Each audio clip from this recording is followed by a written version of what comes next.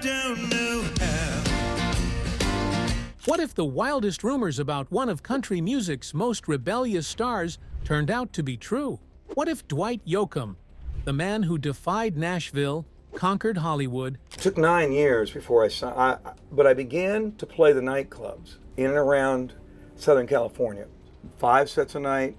and vanished just when he was needed most, finally told us why? No warning, no sugarcoating. At 68, he's done pretending, and now the truth he's revealing is bigger than any chart-topping hit. This is the story they tried to bury. He disappeared from the spotlight, then came back, swinging. Dwight Yoakam, a legend, a rebel, a man who refused to follow the rules, and now at 68, he's breaking his silence. And what he just confirmed? It's changing everything. The hard road to nowhere. Picture this. It's the late 1970s. Los Angeles is drowning in punk rock, disco, and glam metal.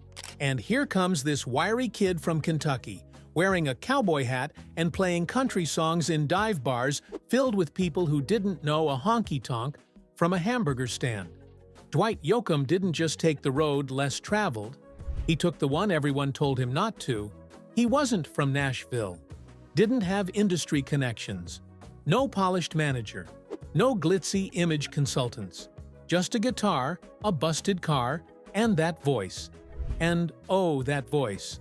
Rough, ragged, full of twang and torment. A voice that could haunt a barroom or hush a crowd. But the crowds? They weren't always kind. Yoakam played shows where he was heckled, booed, ignored. He played through fist fights, bar brawls. Once, he had a bottle thrown at his head. He ducked, kept playing. You ever had a dream that no one else believed in? That's Dwight's story, in every way. Nashville's cold shoulder. Most country singers go to Nashville to find their big break. Dwight went, all right, and got the door slammed in his face. Producers said he was too raw, too retro. His songs were too sad, too twangy, too real. Nashville in the 80s wanted shiny, radio-friendly, marketable. Dwight was none of those things. He went home rejected. But instead of giving up, he doubled down. If Nashville doesn't want me, he said, I'll find the ones who do. And find them he did, in the most unexpected place. The LA invasion. Back in LA, Dwight found his tribe not in country circles, but in rock clubs. The same stages that hosted punk legends and metalheads were now echoing with Bakersfield-style twang. And the kids? They loved it. He wasn't just playing music. He was converting a new kind of fan. And he wasn't alone. Pete Anderson, a guitarist and producer with an ear for grit, joined Dwight. Together, they crafted something that didn't sound like anything on the radio. It sounded like a revolution. And that revolution had a name. Guitars, Cadillacs, etc. The album that changed everything. That debut album wasn't just music. It was a declaration of war against the Nashville establishment. The songs weren't cute. They weren't polished. They didn't care about crossover appeal. They were honest, and people responded. The album went double platinum. Radio had to take notice. And suddenly, Dwight Yoakam was everywhere. Award shows, magazine covers, TV spots. He didn't beg for acceptance. He forced it. But success doesn't come without cost. As the years went on, Dwight and Pete Anderson continued to craft classic after classic. But behind the scenes, the cracks started to show. Creative differences, business disputes, personal tension. By the early 2000s, it was over. And then came the lawsuit. Pete claimed Dwight had bailed on tour dates, leaving him in financial ruin. Dwight countered. Lawyers got involved. Things got ugly. They settled quietly. But the damage? It was done. Fans were heartbroken. It felt like watching your favorite band break up. And musically, something changed. The sound never quite hit the same again. Hollywood calls. But just when people thought Dwight might fade away, he surprised everyone.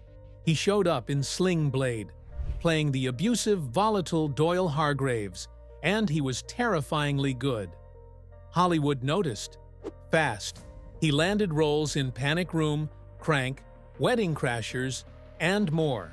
Always different, always committed. This wasn't a musician dabbling in acting. This was an actor. And the way he talks about it? Chilling? Acting is like songwriting, he once said. You have to find the emotional truth and live there. The Beck collaboration. Then came another twist. In 2012, Dwight teamed up with Beck. Yes, that Beck.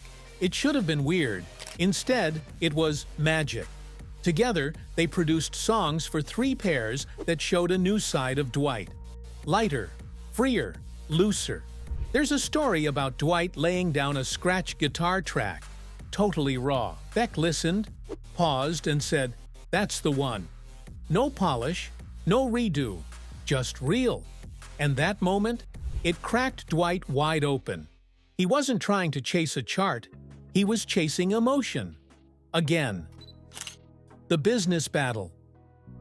Fast forward to 2021. Dwight sues Warner Music. Why? Because after 35 years, the Copyright Act says artists can reclaim their work. And Dwight wanted his music back. Warner said no. He fought back.